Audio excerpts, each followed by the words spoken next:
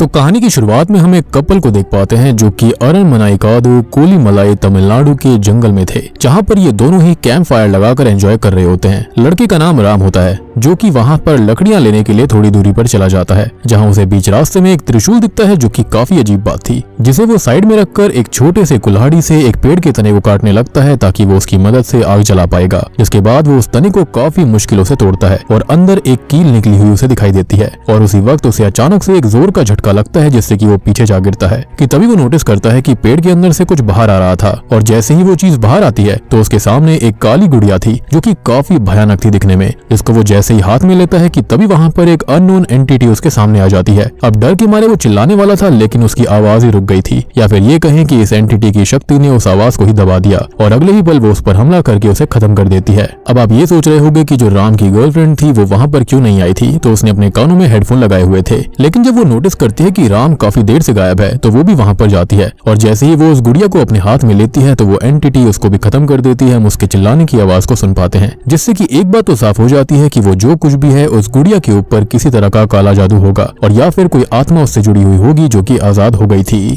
खैर अब कुछ महीने बीत जाते हैं और हम एक दोस्तों के ग्रुप को देखते हैं जिसके अंदर 5 लोग थे, जिनके नाम चरण, मीना, जेरी, सेतु और चारू थे, जहां पर चरण और मीना कपल होते हैं और ये सभी मिलकर उसी शुरुआत वाले जंगल में ट्रैकिंग करने का प्लान बना रहे थे। हालांकि इस जंगल के अंदर ट्रैकिंग करना अलाउड नहीं था, यानी कि शुरुआत वाले कपल भी यहाँ पर इलीगल तरह से ही आए होंगे और पहले ये गवर्नमेंट कॉफी प्लांटेशन हुआ करता था लेकिन किसी रीजन से इसको बैन कर दिया गया। इसलिए चरण ने अशोक नाम के एक आदमी से कांटेक्ट किया था जिसने की अपने कनेक्शंस की मदद से अपने अंडर काम कर रहे मारी नाम के एक आदमी को चरण और उसके ग्रुप को जंगल में ट्रैकिंग करवाने का काम दिया था। और मारी वहाँ के लिए सबसे बेस्ट ऑप्शन होता है क्योंकि वो फॉरेस्ट डिपार्टमेंट में उस जंगल का गार्ड था, साथ ही साथ वो पार्ट टाइम गाइड भी था, तो वो उनका गाइड भी बन जाता है। अब अगली सुबह सभी दोस्त मिलकर ट्रैकिंग के लिए निकल जाते हैं और मारी भी इनके साथ गाड़ी में ही था कि तभी बीच रास्ते में जब इनकी कार मारी के घर के यहाँ से गुजर रही थी तभी मारी की बेटी कार को बीच में रोककर अपने फादर के गले में एक ताबीज पहना देती है और उनसे कहती है कि पापा इस ताबीज को कभी मत निकालिएगा। और वो हमेशा ही इस ताबीज को पहन कर जाया करता था लेकिन आज वो भूल गया, लेकिन थैंकफुली उसकी बेटी ने उसको ये ताबीज दे दिया था जो कि काफी खास है। अब आगे ये जंगल के पास तो पहुंच जाते हैं लेकिन यहाँ से गाड़ी और आगे नहीं जा सकती थी, जिसका रीजन ये होता है क्योंकि वहाँ पर एक चेक पोस्ट होता है जिसके चलते इनको अपनी गाड़ी वहीं पर छोड़नी पड़ती है। और उस वक्त हम मारी के एक फ्रेंड को देख पाते हैं जो कि उसी के गाँव का था, तो वो उस गाड़ी में बैठ जाता है और उसकी देखभाल करने लगता है। अब आगे कुछ ही दूरी पर चलने के बाद जब जंगल शुरू होने वाला होता है तभी मारी सभी से ये कहता है कि अगर आपको जिस किसी को भी कॉल करके कुछ बताना है तो अभी बता दीजिए क्योंकि यहाँ से आगे सिग्नल्स नहीं मिलेंगे। जिस पर मीना उसको ये पूछती है कि अगर हम किसी मुसीबत में फंस गए तब क्या होगा, क्या तुम्हारे पास कोई वॉकी टॉकी वगैरह नहीं है? जिसके जवाब में मारी कहता है कि हमें डिपार्टमेंट की तरफ से ऐसा कुछ दिया ही नहीं गया है और अगर आप लोग मेरी बात मानते रहेंगे तब आप किसी भी मुसीबत में नहीं फंसेंगे। अब आगे कुछ देर चलने के बाद इनको एक जगह पर पानी बहता हुआ दिखाई देता है, जिसे देखकर मीना और चारों उसमें जाकर एंजॉय करने लगते हैं, जिस दौरान वो बहुत ही ज्यादा शोर मचा रहे थे, जिस पर मारी उन्हें वहां से जल्दी निकलने के लिए कहता है। अब इस चीज का वो ये कारण देता है कि यहाँ पर जंगली जानवर आ सकते हैं और वैसे भी इतना शोर मचाना ठीक नहीं है। जिसके बाद वो दोनों वहां से बाहर तो आ जाते हैं लेकिन मीना मारी के ऊपर अंदर ही अंदर गुस्सा हो रही थी। खैर कुछ देर के बाद में ये अचानक से एक जगह पर पहुंच जाते हैं जहाँ पर रेस्ट्रिक्टेड एरिया का बोर्ड लगा हुआ था और वहाँ पर ढेरों घंटियां बंधी हुई थी, जिसको सेतु हाथ लगा देता है और अगले ही पल वो घंटियां पुरानी होने की वजह से गिर जाती हैं क्योंकि जिस रस्सी पर उस घंटी को बांधा गया था वो रस्सी बिल्कुल गल चुकी थी। अब मारी ये सब देखता है और ये कहता है कि हमें यहाँ से नहीं जाना चाहिए, ये खतरनाक जगह है और ऐसा कहते हैं कि यहाँ पर कोई आत्मा रहती है। अब ये बात सुनकर तो मीना का गुस्सा 7वें आसमान पर चला जाता है। वो मारी से कहती है कि क्या तुमने हमें बच्चा समझा हुआ है और तुम हम सभी को हर जगह जाने के लिए मना क्यों कर रहे हो? जिस पर बाकी सब भी मीना की बातों से एग्री करते हैं लेकिन मारी के बार बार कहने पर सभी उसकी बातों को मानकर दूसरी तरफ से जाने लगते हैं। जिस बीच चारों को एक जगह से अजीब सी आवाज आ रही होती है और उसी के पीछे वो सबसे अलग दूसरे रास्ते पर जाने लगती है, जो रास्ता एक खाई के पास जाकर खत्म हो जाता है। और इस तरह से वो उस खाई के पास आ गई थी जहाँ पर अगले ही पल उसे ऐसा लगता है कि जैसे किसी ने उसे पीछे से धक्का दिया हो, लेकिन इससे पहले कि वहाँ पर कुछ होता मारी पीछे से आकर चारों को पकड़ लेता है और चारों इस सोच में पड़ जाती है कि जब वहाँ पर कोई भी नहीं था तो किसने उसे पीछे से धक्का दिया होगा। हालांकि वो जल्दी ही इस बात को भूल जाती है जब उसके दोस्त उसके साथ मस्ती मजाक करने लगते हैं। इसी बीच चरण और मीना दोनों एक साथ बैठे हुए थे और जेरी अचानक से आकर उनकी फोटो लेने लगता है, जिसको देखकर वो दोनों ही वहाँ से उठकर भाग जाते हैं और एक पेड़ के पीछे छुप जाते हैं। जेरी को पहले ये बात समझ में नहीं आती कि सभी पेड़ के पीछे छुपे हुए हैं, लेकिन बाद में वो मीना को एक पेड़ के यहाँ पर देख लेता है और वो उसको कहता है कि तुम पेड़ से बाहर आओ, वहाँ से तुम्हारी अच्छी फोटो आएगी। जेरी की इतना कहते ही पेड़ की यहाँ से एक चुड़ैल बाहर आती है, जिसको अचानक से ऐसे देखकर उसे झटका लगता है और तभी कोई हाथ नीचे से जेरी का पैर खींचता है, जिससे कि वो अपनी जगह पर गिर जाता है और इससे वो बहुत ज्यादा डर गया था। तभी हम देख पाते हैं कि उसके पैरों पर किसी के उंगलियों के निशान भी आ गए थे,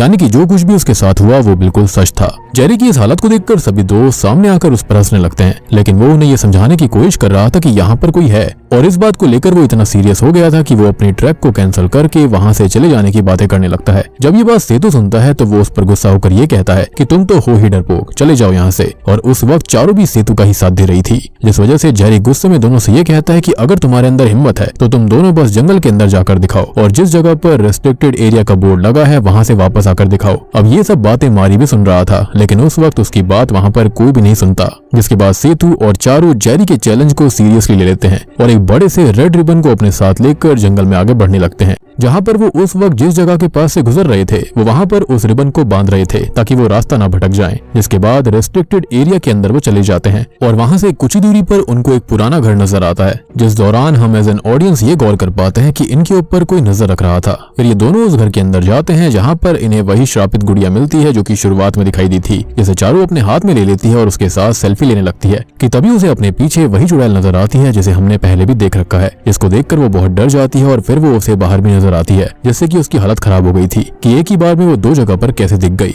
वो सेतु को बताने लगती है कि वहाँ पर चुड़ैल है, लेकिन उसे वहाँ कोई नजर नहीं आता। दूसरी तरफ चरण और मारी को इन दोनों की फिक्र होने लगती है, इसलिए वो उन्हें ढूंढने के लिए जाते हैं, जहाँ पर उन्हें बीच रास्ते में चारू घायल हालत में बेहोश मिलती है। पर जैसे ही दोनों उसके पास जाकर उसकी हेल्प करने लगते हैं तो चारू जोरों से हंसने लगती है और सेतु भी सामने आकर हंसने लगता है, जिससे कि दोनों समझ जाते हैं कि ये दोनों प्रैंक कर रहे थे और इससे उन दोनों को काफी गुस्सा आ जाता है। मारी फिर गुस्से में वापस बेस कैंप पर आने लगता है, जिसके पीछे चरण भी आ रहा था और तभी वो दोनों नोटिस करते हैं कि सेतु और चारू तो दोनों पहले से ही बेस कैंप पर थे और चारू डर से कांप रही थी। जिसको देखकर सडनली उनके दिमाग में ये सवाल आता है कि फिर वो दोनों कौन थे जिन्होंने इनके साथ प्रैंक किया था। जिसके बाद पीछे मुड़कर देखने पर चरण को चारू और सेतु जो कि उसी चुड़ैल के छलावे थे वो एक शैतानी मुस्कुराहट के साथ उनकी तरफ देखते हुए दिखाई देते हैं, जो कि अगले ही पल गायब भी हो जाते हैं, यानी कि ये चुड़ैल उनके साथ खेल रही थी। अब ये चीजें मारी भी गौर करता है और वो सभी को बताता है कि वो वापस लौट चुकी है, यानी कि पेची, यानी कि वो चुड़ैल, उसका नाम पेची था। जिसके बाद वो पेची की कहानी बताने लगता है, जो कि उनके ही गांव की एक औरत हुआ करती थी जिसने कि केरला से काला जादू सीखा था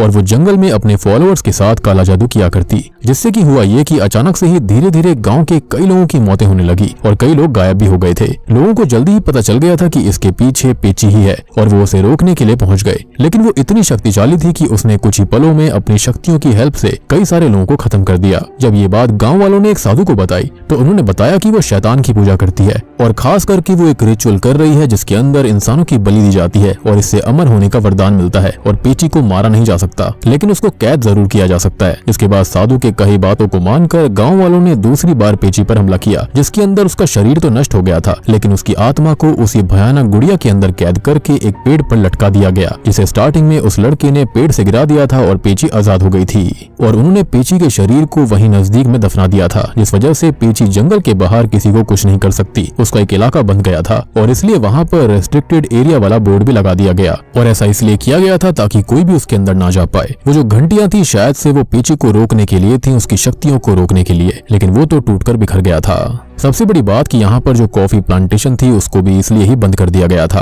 और अब आपको समझ में आया होगा कि राम और उसकी गर्लफ्रेंड के साथ क्या हुआ था, उनको पेची नहीं मार दिया था। लेकिन अब ये काफी अंदर आ गए थे और चारू और सेतु तो पेची के घर के अंदर भी चले गए थे। अब ये कहानी सुनकर सभी डर जाते हैं और उसी वक्त जंगल से निकलने का फैसला कर लेते हैं। जिसके बाद सभी अपने सामानों को पैक कर रहे थे कि तभी जेरी को पता चलता है कि उसका कैमरा गुम चुका है, इसलिए वो वहाँ से जंगल की तरफ कैमरा ढूंढने निकल जाता है क्योंकि उसके लिए वो काफी कीमती था। जिस पर मारी उसे 1000 बार रोकता है लेकिन वो नहीं सुनता। जिसके बाद मारी भी उसके पीछे जाने लगता है और कुछ ही दूरी पर जाकर जेरी को उसका कैमरा मिल जाता है, जिसको लेकर वो वापस लौटने लगता है। पर तभी वो अपने पीछे दो मारी को देखता है, एक वो जो कि उसके करीब था और एक उससे दूर था। जिसको देखकर उसे ऐसा लगता है कि उसके पास वाला मारी छलावा होगा और इसलिए ही वो उसे धक्का देकर वहां से दूर भागने लगता है, जबकि वही असली मारी था जिसे उसने धक्का दिया और जो दूरी पर था वो पेची का छलावा था। अब आगे वो डर से भागते हुए उसी घर के अंदर चला जाता है, जहाँ पर अगले ही पल पेची आकर उसे मार डालती है। अब मारी जो कि जेरी के साथ गया था वो अकेला ही लौटता है, जिसे सेतु और मीना को लगने लगता है कि मारी ने ही जेरी को मार दिया होगा और ये सब भी मारी भी कर रहा है, यानी कि वो पेची वाली बात पर इतना यकीन नहीं कर रहे थे,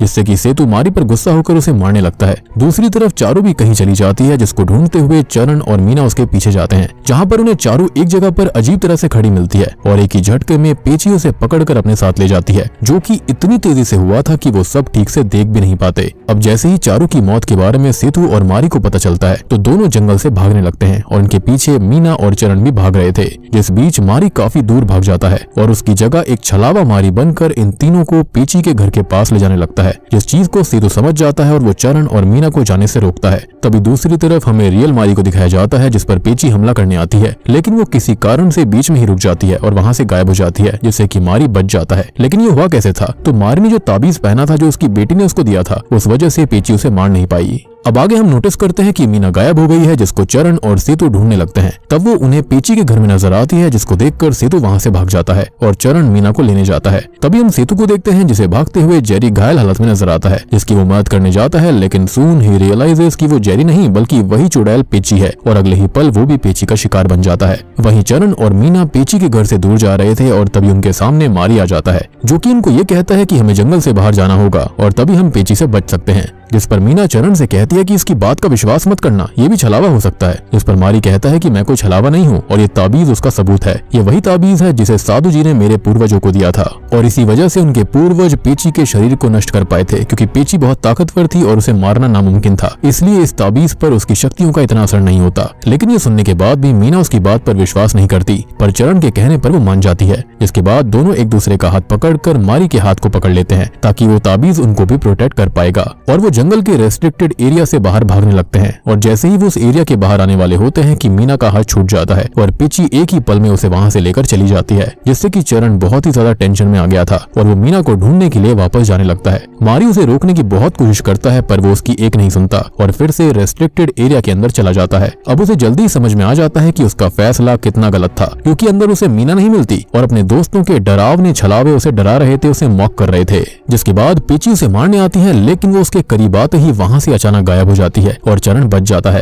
तभी चरण अपने हाथ में मारी का वो ताबीज देखता है, जो कि उसके हाथों में तब आ गया था जब मारी उसे रोकने की कोशिश कर रहा था। अब चरण फिर जंगल से बाहर आने लगता है, जिस दौरान बीच में उसे मारी का मृत शरीर नजर आता है, जिसे पेची नहीं मारा होगा क्योंकि उसके पास ताबीज नहीं था। लेकिन हमको एक बात अजीब लगती है कि पेची तो रेस्ट्रिक्टेड एरिया के बाहर नहीं आ सकती थी, तो यहाँ पर उसने उसे आकर मार कैसे दिया? खैर चरण फिर जंगल से बाहर आ जाता है, जहाँ पर उसे मारी के उसी दोस्त की कार आते हुए दिखाई देती है, जिसके बारे में मैंने आपको याद रखने के लिए कहा था। और जब वो उसे रुकवाता है तो उसके अंदर शॉकिंगली मीना भी होती है, लेकिन तभी वो आदमी चरण को पंच मारकर बेहोश कर देता है, जो कि इस मूवी का सबसे बड़ा ट्विस्ट होता है। और जैसे ही फिर चरण की आंखें खुलती है तो वो अपने आप को पेची के घर में बंधा पाता है, जहाँ पर उसके सामने वो आदमी और मीना खड़े हुए थे। और दोस्तों अब यहाँ पर खुलते हैं इस मूवी के असली पत्ते और तब हमको पता चलता है कि मीना अब तक किसी भी चीज को लेकर शॉक्ड क्यों नहीं हो रही थी, या फिर वो बार बार मारी के ऊपर गुस्सा क्यों करती थी। तो असल में मीना कोई और नहीं बल्कि पेची की ही वंशज है और उसकी उत्तराधिकारी आने वाले समय में वही होने वाली है, यानी कि वो भी इसी खतरनाक तरीके का ब्लैक मैजिक करेगी। और जैसे ही मूवी की स्टार्टिंग में उस लड़की की वजह से पेची आजाद हुई थी, ये बात मीना की दादी को पता चल गई थी, क्योंकि कहीं ना कहीं शायद से वो भी उसी कल्ट से जुड़ी हुई थी और उन्होंने मीना से 13 लोगों के सैक्रिफाइस की बात करी, यानी कि पेची को जो चाहिए वो पाने के लिए उन्हें शैतान को अभी भी 13 और सैक्रिफाइस करने होंगे, क्योंकि पेची के खत्म होने से पहले खाली 13 और सैक्रिफाइस बचे हुए थे।